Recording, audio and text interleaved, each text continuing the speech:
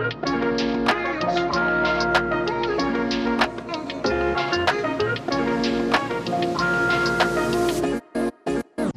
and welcome to the John Bell and Croyden podcast with your host Alex Johnston. Pharmacy pioneers since 1798, John Bell and Croyden will boost your health and well-being by bringing you fresh, regular content and interviews with fascinating guests.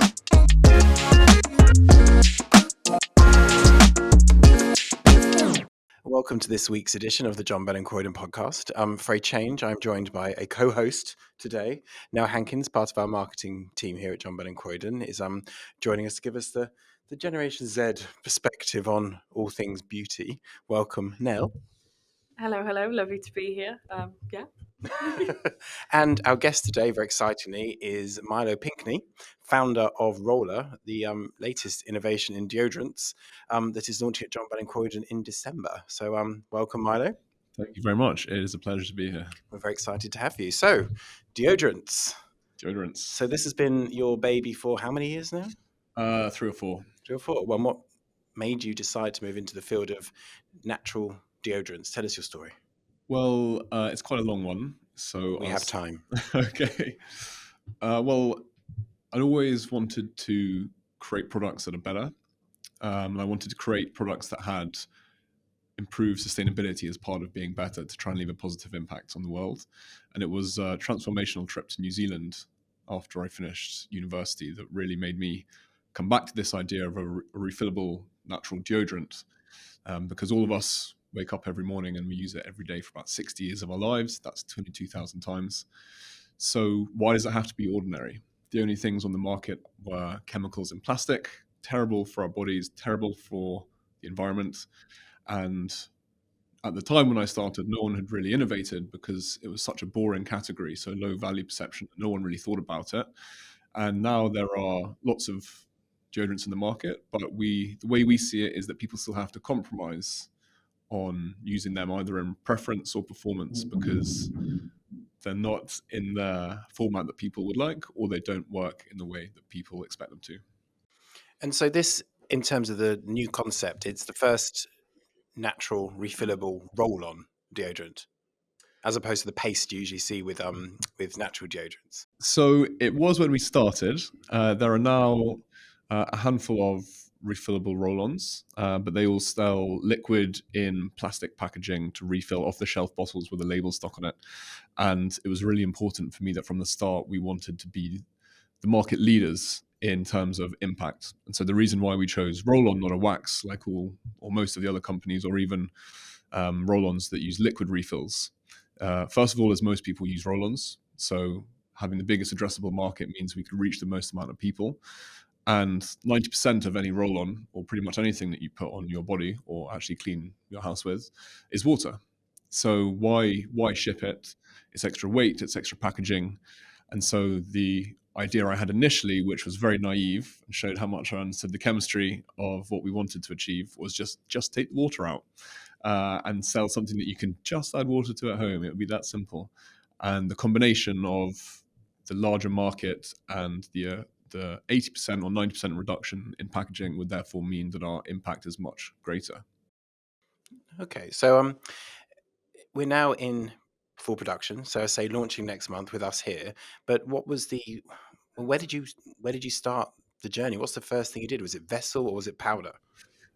It was both. So we wanted to upgrade everything about deodorant and really bring premium luxury to the category and expand it so that people cared about it in a way that they hadn't cared about it before.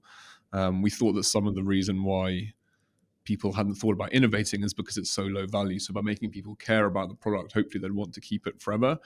And so it was important that we had a refill and an applicator that were both exceeded expectations of what people are used to. So on the refill side, it started out in my kitchen. It was a brand called Bare Bod, and the tagline was "Feel naturally confident wearing nothing but nature." The logo I made at home didn't look good at all, and it was essentially an off-the-shelf bottle in a bamboo case. And the refills came as a kind of stick, crystal, finger-sized crystal that you dropped in, which I'm still proud is more innovative than a lot of our competitors in terms of packaging. But the crystal wouldn't work at scale, so we tried Liquids, we tried tablets. Tablets would have been very easy, just drop it in like a Barocca, but 80% of a tablet is a bulking agent, which means that the tablet to drop into a 50ml bottle would be as big as the bottle itself. And so eventually we landed on powder, realizing that we would be able to have zero waste packaging, which was important to us, the least amount of packaging as well. And also we could put in super high quality ingredients that would mix with just a shake, so that it's simple for our customers to use, even though it's incredibly difficult for us to make it. So when did you drop Bare Bod for Rollr? So that's when I partnered with my co-founders, Broody. So they're part of the design agency Mother, who are quite a big independent agency with offices all over the world, and they're phenomenal. So I actually just called them up, and I said I had some cash on the table from independent investors, and I said, hey, can I give you some money and some equity in my business to do my branding? They said no, but we do have a part of our business which does essentially exactly that. So why don't I put you in touch? And it kind of went from there. So they helped create the brand. The brand always had to be, for me, the brand was always really important, because it's not just the product that has to be different and better, but you have to sell that story, and you have to sell deodorant in a way that people are excited about it. And so having a really good brand to help expand the category, not just with the product, was always going to be important. And this was a fairly brave enterprise, really. I mean, if you don't mind revealing your age to our listeners, but how old are you exactly? I am 28. 28. So you started this when you were 23, 24 years old. Yes. So pretty brave, I would say. Oh, thank you. And I'm in my 40s. I don't have a brand. Well, there's not mine. So then you created Rollr, and you were taken out into the marketplace. So for our younger entrepreneurial listeners, what is the first thing you do when you have a brand to take to market? What was your plan? What did you how did you go about it? That's a good question. Well, so the answer to that had a few drivers behind it. I started off by interviewing 30 of my friends who I thought would be in the target market. And the reason for that was twofold. One, once I'd spent an hour of their time asking them all these questions because I'd told them I was going to start a deodorant brand, I had to do it. If I wasted all of their time and I didn't do it, then I would have felt like a bit of a prat. So it was a bit of a pushing myself into a corner situation. But more importantly, it was really understanding what people want and trying to create a brand about what people demand from their deodorant, what people expect, and then how to try and exceed those expectations in ways that they might not necessarily think about if you just sent them a questionnaire or looked online about what other people were saying about deodorant at the time. You did it all face to face? It was during lockdown, so okay. It was video calls, digitally face to face. Digitally face to face, yeah. And what was their response? Did they think you were mad, or did they think it was inspirational, or did they think you thought they smelled? I think half of them thought, "Oh yeah, you're going to do this, are you?" And I was like, "Yep, I'm going to do it." So I'm not sure what they thought. They probably thought it was a very random one. It is a pretty random one, to be honest. I never dreamt as a young boy of thinking about, growing up and doing deodorant. Now I dream about deodorant. I actually do, and I can't escape it even in my dreams, which is kind of terrifying. But yeah, it's definitely a strange one, but I think it makes sense for me. And the reason why I wanted to, so the positioning of Rollr is all about the experience first and the sustainability second. So most of our competitors, they talk about, being refillable as the main purchase driver. It's quite functional. If you want something that's sustainable and that stops you from smelling bad, buy us. For me, I always used to pitch it as I want to be the Tesla of deodorants. And I don't want to be Elon Musk, just to say. But he sold electric cars to climate deniers, and he essentially created the electric car market by making them more fun and interesting. And so that's the thinking behind Rollr. If you don't care about natural ingredients, if you don't care about sustainability, you'll buy it anyway because it looks better than anything you've had on your skin or in your pits before. It feels better, it smells better. And that's a long-winded answer to, at university, my studies were on social innovation and marketing. And so the kind of genesis or the crossover of those is thinking, how can I sell something that's better for people and the planet in a way that people will want to buy it. And I think the ceiling on something that people want to buy, and a part of the value is that it's better for your body and the planet, is hopefully higher than if that's the main selling factor. And so tell us about the vessel. So this is, I mean, I met you at a CW event, and you Yes, a you couple of showed years us, ago. you showed us a picture. Was it a picture? Or did you actually have one with you? I can't I remember did now. have one, but it was an old one Yeah. from a different supplier. You they introduced you, and you were talking about your new deodorant brand, and you got the actual roller out, and it was one of those moments where I thought, I've never seen anything like that before. And Thank you. but it has been the response since so you were here for press week in September at John Bell & Croyden, and every single member of the press you met said, well, why has no one else done this? It's, once you see it in its flesh, it is, you think, well, that's clearly, we all need this. We all want this. And that was the response from every single journalist. So great feedback, high praise, obviously. But Amazing, yeah. when you, obviously the vessel was a big part of your brand. So when you set out to create it, was it, was the aesthetic like the number one? And the same with the rollerball itself, being, in onyx or a precious stone. Was that a big part of the whole creational journey that you went on to get there? Absolutely. I think, what we realized quite early on is that, I talked about the value perception before. And if you want to, you can spend £2 on a bottle of Mitcham in Aldi, and it's okay. If you don't care about sustainability or natural ingredients, or you just want something that will do the job for you. But you could also spend, the same person could also happily spend £200 on their favorite Dior or whatever it is. And there's a lot of threads that hold perfume and deodorant on this. They're on the same thread a lot of the time. So it's all about confidence. Sure, for men, it's move with confidence is their tagline, I'm pretty sure. For Sauvage, it's Johnny Depp in the desert with a shovel, aspirational confidence. It's all about if you aspire to be Johnny Depp in the desert with a shovel. It's all about daily ritual in the mornings, and it's all based around scent. So we thought, well, if we're trying to expand the category to be something that people see in a different way, why don't we take cues from that world? Which is why we made it out of thick glass, also to make sure that it's strong. The first thing that people say when they pick it up is to go, oh, it's heavier than I expected. That's nice. And that's because the glass is thick. It's because at the bottom we have this kind of heel that it sits on like a perfume bottle would. The lid as well is supposed to be a nod to the fact that it's a roll-on, not a wax, but also kind of add to the opulence as well as the color. And then the gemstones are to add personalization. It's not just because you can help, not just then you can choose what color you prefer, but you can choose one based on your mood, based on what you'd like to try and manifest. They're good for lymphatic drainage. And even if you and I buy a blue demortiorite one like this, both of them will be naturally unique forever. So every single roller gem we sell is unique. And that's pretty cool, because if you're trying to sell something to someone to keep forever, then you want them to be proud to keep it forever. Yeah, and I think what the leading part of your presentation at the CEW was very much, this will be the last deodorant you'll ever buy, which I thought was cool. But also, I think Sure's tagline is, sure, it won't let you down. Is it Sure? I think it's sure it won't let you down. Then it must be Rexona. Okay. They edit this bit out because let's talk about this. No, so it is, I never thought I'd be so interested in a deodorant, to be honest. It's Thank you. It's one of those things that once you see it, you want it. And I do think it will take the beauty industry by storm, because there is nothing else quite like it.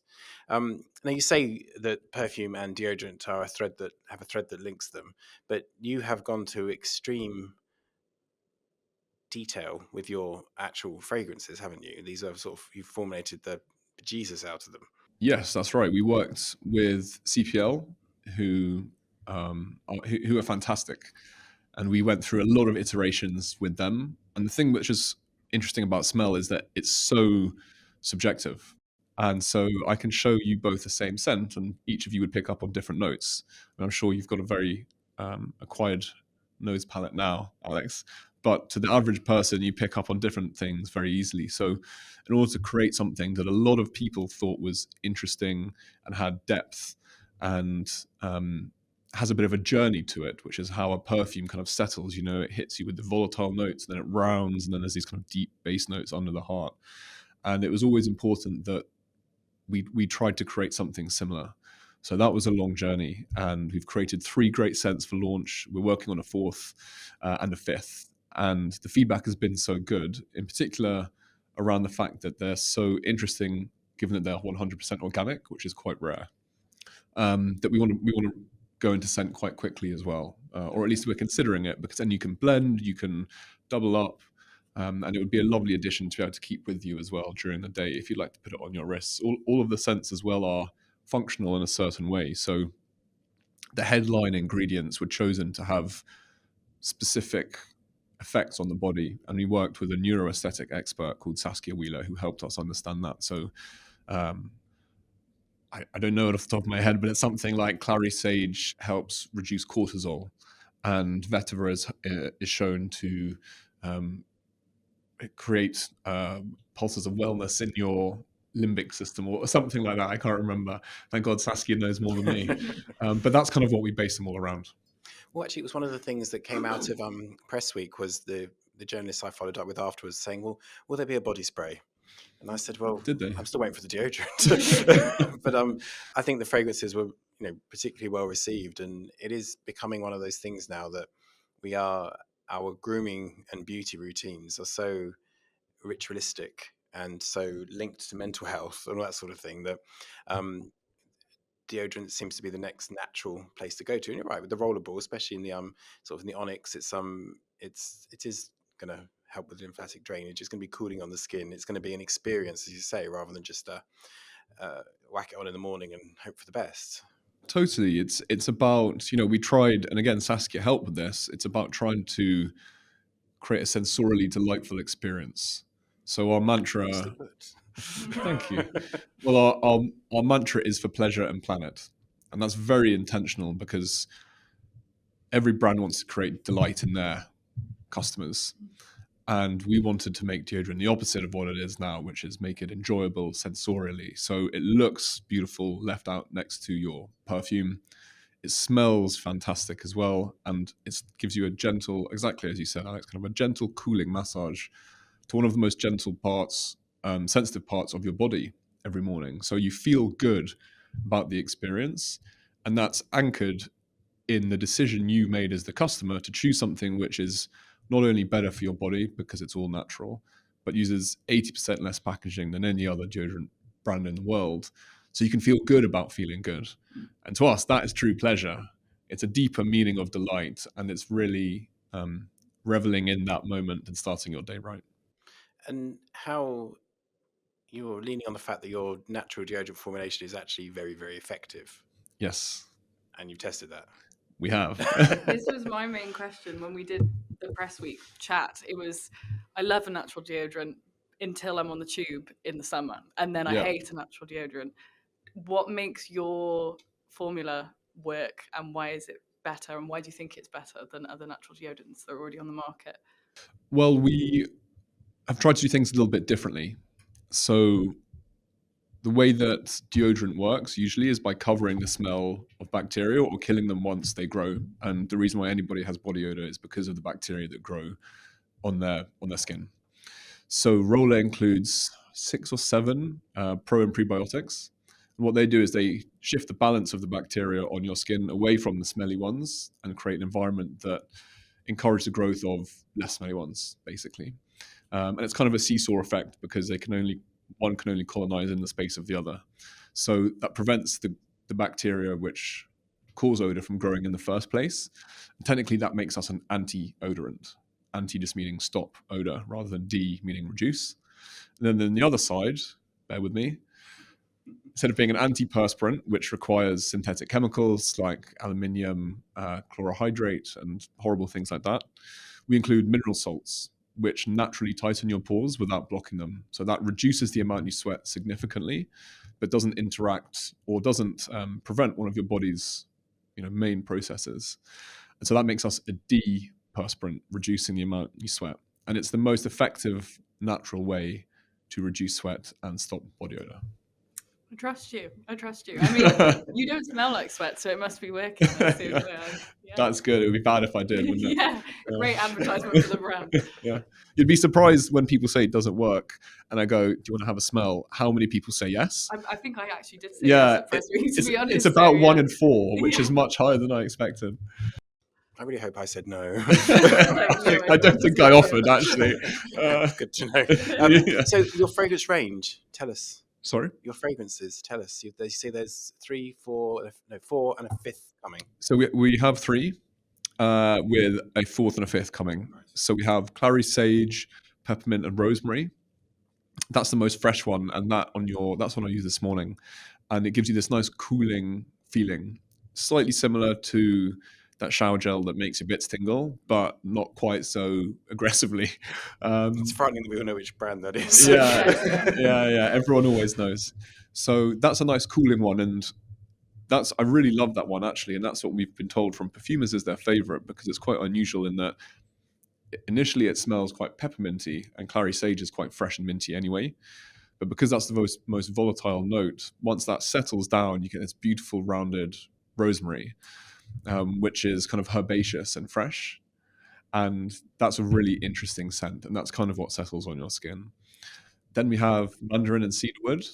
This one is generally the ladies' favorite, although they're all unisex. And this is a really bright, warm, summery one. So it feels quite joyful when you smell it. And the cedarwood gives it a lovely kind of rounded bottom without being too sharp. And then there's the vetiver. And that one is my personal favorite. I'm the proudest of that one. And I think that one is the most similar to a scent. And I showed that to people, and they said I would buy that if it was a scent of, silly amounts of money. And I love that one for a couple of reasons. One, it really is a journey. I feel like it draws you in and you get lost in it every time you smell it. It's another step into the experience. But also, I went to a talk the other day, and I realized that I see smells as colors.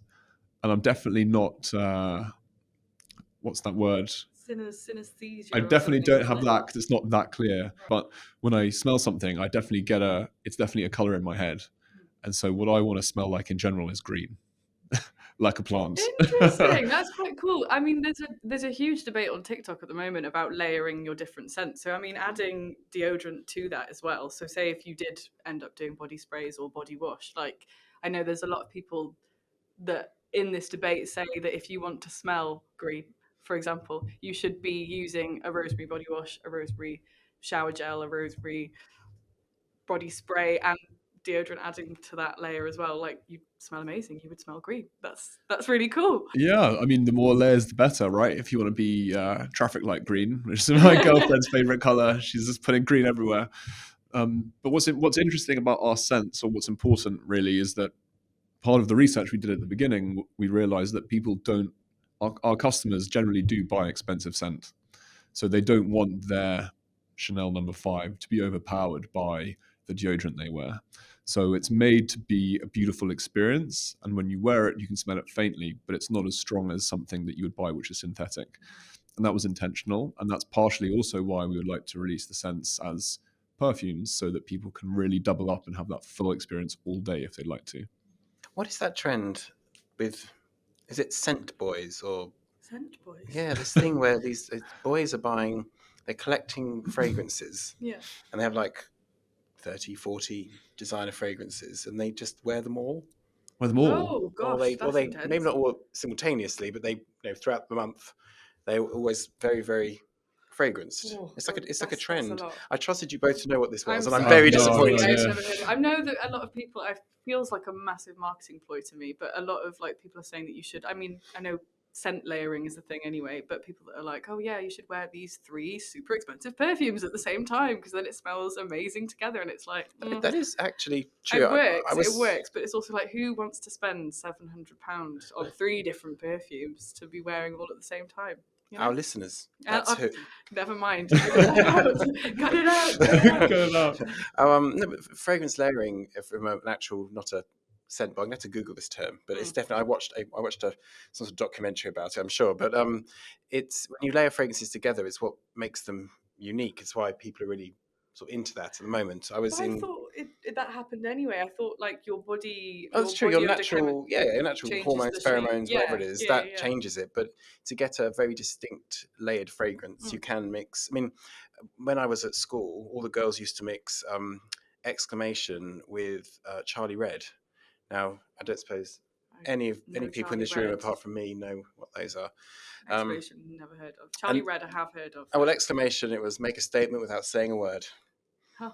There we go. Good I tagline. You do still remember remember all taglines, but that they always mixed them together at school, and that was their kind of thing. That was I'd call that the '90s beginnings of cheap body spray layering. That, but it is a thing, and I think scent and fragrance have become much more important to people as people now invest far more money in not just how their body smells, but their home scents, their everything they do. It's about that kind of sense of well-being that fragrance can give you. They talk about functional fragrances and how important that is for your well-being and things. So the fact you've diverted that into something that people do, would you say 22,000 times in a lifetime you'll use your deodorant? Roughly, yeah. I mean, all the edges will be worn off your vessel.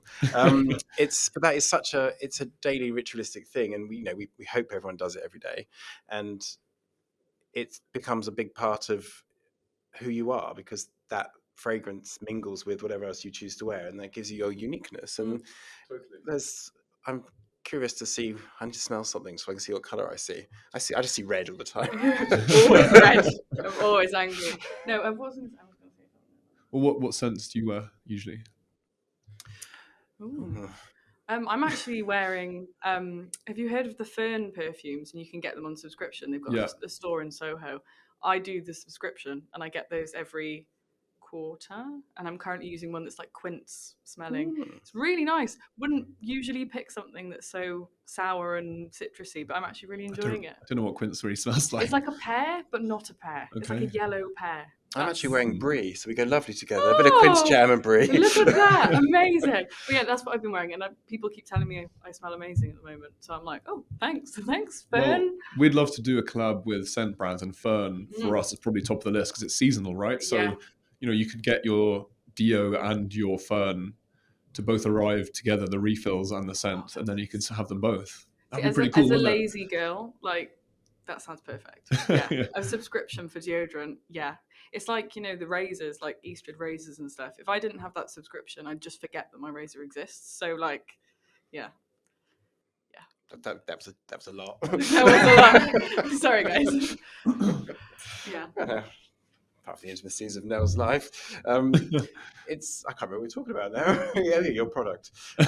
So your branding is quite distinct in terms of the way you've gone. It's kind of psychedelic-y 70s. That's what I'm getting from it. It's the colors I'm seeing. Yeah. A kind of a psychedelic-y 70s vibe, which is very cool. But what pushed you towards that aesthetic? Well, you're not wrong.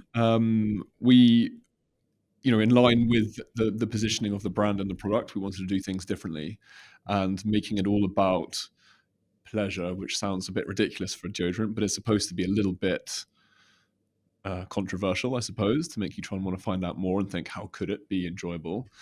A deep purple is so different to the pastels or the off-whites or maybe the browns or the greens that everyone is used to in the kind of sustainable space or even the deodorant space.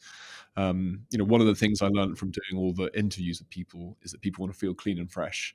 And so white or off-white is a really easy choice, but it just feels really dull. And not to say that it doesn't work, but for us, we just wanted to do something differently. So the swirls are an ode to the liquidiness of the deodorant, again, being a roll-on, not a wax or a paste, and also just adding a little bit of intrigue to something which is hopefully more interesting than what you're used to. Well, I showed a friend, and they said, "Oh, roller, like 70s roller disco." I was like, "Yeah, why not? That kind of fits." But no, it's his. As you say, it's quite. And everything about the product and the brand is standout because it's. You say you don't expect anyone watching on YouTube will see, the box, the gold lettering, you do have an unboxing moment with a deodorant, which is pretty unique in so many ways, and I think that's what makes it exciting. But it's it is still, you still look at it and think, well, why didn't I think of that? That's the best feedback you could ever get, is when people go, how has nobody done this before? And it's like, well, I'm doing it now. So literally, you take the top off, you put the powder in. Correct, yeah. The powder refills are kind of this size. It's like a big sugar sachet, and it's paper recyclable material, but it's got high barrier qualities, which means that if you keep it in a bathroom environment or a wash bag and it gets wet, it's not just going to disintegrate. So it means that we can send them to you in little envelopes, and the more you buy at once, we only have to send one envelope. We can fit like 5 in them, so we can send you. The other day we showed our first run of product. It's a ribbon blender, to be technical, that we bought about this big, kind of half filled with powder, and that's the equivalent in normal deodorants to a Mini Cooper size of spray deodorants. So the packaging is a lot less, and exactly as you said, Alex, you just pour it in, you add water up to there, screw the bits back on. When you put the lid on, as you can hopefully feel, when you get to the bottom, there's a little bit of resistance, and that's for a couple of reasons. One, it's just a nice, it's closed, a nice feeling. And two, that's a lid lock mechanism that we're hopefully about to be granted a patent for. It's that engaging. So when you put it on, it means, what starts as water and powder is quite watery because it hasn't had a chance to kind of equalize yet. So when you shake it, it can't leak anywhere. And then when you put the lid on properly and you travel, it can't go all over your beautiful wash bag either. And the gemstone you choose based on, are there different healing properties for each type of gemstone, or is it just personal preference? There are. So it's whatever you would prefer to base it on is up to you. So on our website, we have a sales assistant that we spend a lot of time training. So if you're not sure which one you'd like, you can go on and it'll ask you questions about your life and what you feel like you need. But it could be as simple as you like blue and your wife likes rose quartz. A lot of people we speak to, particularly the ladies, they say, oh, I'll match it to my rose quartz face roller. And I go, that's a great idea. But yeah, it's also, if you believe in that, I'm wearing these and I haven't taken this off in about 5 years, then you can choose it to fit whatever mood you like to manifest. So rose quartz is for love, connection, and empathy. Blue demortierite, the one you have in front of you, is for clarity and focus. And green aventurine, which is what I like to pair with the vetiver, is for kind of grounding and calm and connection to nature. And again, that's just because I like to feel green. Can I have one in black granite to match my soul? I'm sure we can do that. Are we going? I'm part of this now. Are you going to bring out more like precious stone situations? What's the plan on that? It's a little bit complicated. So we chose the stones for a few reasons. One, we can match them to the scents. So, rose quartz, clary sage is pink, so we can match that to rose quartz in terms of retail boxes. For vetiver, it's the same color. It just looks like grass, so it's the same color as green aventurine. And the same with the blue one. We're going to release a juniper scent, which is blue to go with blue demortierite. The other part of that is that we wanted to only use stones which are responsibly sourced. So as a sustainable brand, it's a trade-off between trying to give you something which is so beautiful that you want to keep forever and something which is absolutely minimal. If you want to be as sustainable as possible, you wouldn't use any deodorant and people might not thank you for it. But if that's your only goal, then that's what you would do. So for us, we wanted to include the gemstones to elevate the offering, but the ones that we use here are chosen because they're readily available from a certain region of Brazil. And in that region in Brazil, they have to adhere to strict laws around workers' rights and environmental protection, which people might tell you they do in other parts of the world, but they generally don't. So were you joking when you said to me that you could grow a diamond, as in a grown diamond, rollable? We are trying to do that, yeah.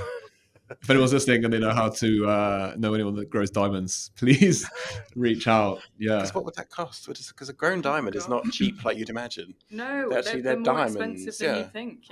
Yeah. It would be cool though, right? Because it speaks to the opulence and the sustainability.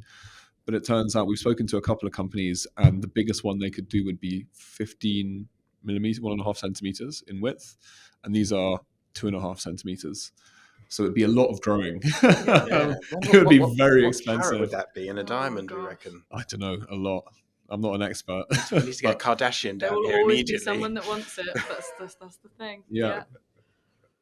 And so, your future plans we've kind of touched upon, but this is you're obviously a UK based Yep. business. I liked it that you said your worldwide launch is at John Bell and Croyden. So you want to take Rollr everywhere? Everywhere. Yeah. We want to, we're planting the Rollr flag in the UK in John Bell and Croyden. We're absolutely delighted to be here. So really pleased that you want to have us. And we want to go into wider retail in the UK as well after we've launched here, but we want to expand the deodorant category, be the first to really do that in a few main territories. So we're speaking to different retailers, but Germany is a big one. Netherlands is quite a big one. A lot of other European countries, of course, are big ones, but those are the ones we're kind of looking at the moment. France, of course, they love this kind of thing. And then there's the rest of the world. So the US, the feedback we've had is that the Americans would love this, particularly the Californians. It's very Air One, which I've never been to, but I've heard is great, and $20 for a fizzy drink. So we would be cheap, actually. 2 cans of organic kombucha, and you could buy a Rollr. But you're starting in the luxury market with us. Is this in your eyes a luxury product, or is this a product that is available to all? Would you go into more high street retailers, or are you just sticking with luxury? I think the answer to that is somewhere in the middle. So the price point and the brand and the product dictates in our eyes that we want to validate what we're doing with the tastemakers of the industry. So that's why we're delighted to be here. And we think that most of our initial customers will come to beautiful retail stores like this and not on the high street. Now, we don't think that the price point prices us out of range for a lot of people. It's the same price as a lot of our competitors if you buy it with the same amount of refills. So, this comes with 4 refills if you buy 4 months worth of refills if you buy online. And for almost the same price, you can buy our competitors. But of course, it's a very different product. So we're not pricing ourselves out of the market, but we do believe that what we're offering is better in every way. It looks better, feels better, smells better, it works better, it's more sustainable, it's more innovative, and there's a value to all that. So the answer is not quite high street, but maybe in a few years, Waitrose are trying to bring sexy, sustainable brands to their aisles. In a few years, that would be a great one to help us scale, potentially. Good answer. Amazing. Nell, do you have any other questions for Milo? Oh, that sounds like an interview, doesn't it? So we'll come back to you in 6 to 10 working days. No, I don't know. I feel like I did. I had one earlier, and it just like Poof. What colour are you manifesting at the moment now? Pink, always pink. I love pink. You? Always What pink. colour are you manifesting, Milo? I don't know. I'm so stressed at trying to launch. It's just like darkness. Darkness. Yeah, and just like whir of like a computer screen in the background. Yeah. Quite like that dystopian Yeah. feel. Yeah, I'm Quite digging like that. Okay. For people that want, say, a natural deodorant but don't like roll-on, I know a few people that hate roll-on, refuse to use it. Okay. Would you consider a spray option? Not maybe aerosol. I don't know how it would work. I'm not a deodorant person like you. Yeah. But would you consider some sort of alternative formulation in future? Definitely. So Rollr is the first product of hopefully many, and we've got some ideas around what else we want to bring to market. So I mentioned the scent, but in general, we want to deepen, delight, and broaden the impact of everyday rituals and elevate them and be the most enjoyable and the most impactful in any category we go into. So spray is one that we could definitely do. It wouldn't be able to be an aerosol because you need pressurization and you need all kinds of complicated things like that, but we could do a pump spray. And actually that would be much easier because getting the texture and the balance of the ingredients right so that it's equally distributed and comes out and dries as you would expect from a powder with water and a shake has been incredibly technically challenging. So we could get rid of half the ingredients if we just wanted to do a spray, and that would be much easier. But I would caveat that the guy who co-designed this with me, who is fantastic, he never tried it because he said he hates roll-ons. He said he would never try it. He tried it once. He felt weird. It was like not roll-on, not Rollr, a different roll-on. And he said he hated the feel of it, and that's why thanks but no thanks on a free one, basically, which I thought was a shame. And I sent him one, him and his partner one recently. She's been testing for us for a while with formulations. And he sent me a message about a week ago saying, Milo, you have turned me. Sounds a bit wrong. But You say your deodorant's lovely. Yeah, exactly. And he said, yeah, so he's a very smelly boy. And he said that, and I'll tell you why I know that. Because he usually uses clinical grade 72-hour stuff, and he's still smelly, which is what he and his partner told me. And he said that he tried Rollr because he thought, okay, well, I've got to try it eventually. So he tried it, and he said it works better than any other deodorant he's ever used before. And so now he's going to use it forever. And I was like, yes, finally, the guy that designed this with me is now using it. So not only did you convert him from roll-on hater to roll-on lover, yeah, but also he's no longer a smelly boy. He's no longer a smelly boy. Wow. So his wife must be quite pleased. Yeah, my God, you've solved all of her life issues. Yeah. The marriage is saved. She was quite pleased, actually. Yeah. Where do we go from there? Well, I think that draws us to a nice close, really. We've discovered the delights of no longer being smelly. Yeah. Thank you, Milo. We're very excited to be launching in December. Not sure that this will probably go out before then, but it's December on Sunday, I realise as I say this, so it will not. Okay. But it will go out in December. So it will be online and in store. Excellent. I'm going to camp here if you don't mind. No, not at all. As long as you're using your own deodorant, that's fine. Yeah. It will be on shelf looking beautiful, so please do all come in and see it. Also available online. And thank you for your time, and thank you for letting us be your first. Again, where is this going? Retailer. The first retailer. Yeah, you can edit that little snippet together. Yeah. Well, thank you so much for having me. It's been a pleasure to be here, and I'm so incredibly proud that we're launching Rollr here. And if anyone would like to find out more, you can message me directly on Instagram, or like I said, I'll be camping in here. So come in, have a look. I can talk you through all the weird and wonderful things about deodorant. And next month live on johnbellcroyden.co.uk, or check out rollr.com, is it? Rollr.co.uk. Oh, Rollr, like that. There's no E. Excellent. rollr.co.uk. That's it. Thank you, Milo, and good luck. Thank you very much.